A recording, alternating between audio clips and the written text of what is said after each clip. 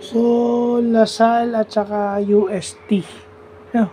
So, makikita mo itong ginawang culture ni Topex Robinson dito sa DLSU. Maganda. The same thing na ginawa niya dun sa LPU, sa NCAA. Natalo sa Ateneo pero nandun yung bawi, yung bounce back jeans. Tinambakan yung Uste. Okay? Kasi ang Uste is nasa pace na ng inaalam pa nila yung sistema ni Pido Harencio. Nasa rebuilding stage ulit yung Uste. Kaya medyo natambakan.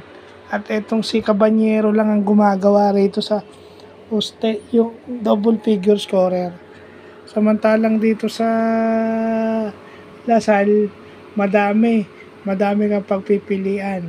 No, tsaka nakita ko yung shooting nito ni KQ, ni Giambao.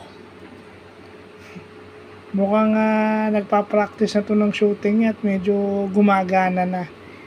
So far, doon sa game kanina nakita ko nung third at fourth quarter. No? So, yun. Itong Ben at saka Mike Phillips, pwede pa rin sa Gilas to. Pwede sa PBA to, pwede sa Gilas to. So, sana mapakinabangan din. Lalo na, di ba, nakita naman natin ng SEA Games itong si Mike Phillips, o pwede. Yun yung kailangan natin, yung papalit kay Japet at saka kay Kwame. Pero ito kasi Phil-Am, hindi to naturalized Phil-Am to. Half Filipino itong si Ben Phillips. Kailangan natin ng mga wings na ganun. Kagaya ni Ben Phillips at saka ni Mike Phillips. Kasi nakita nyo naman yung dinadala ni Kwame, di ba? So, yun lang po.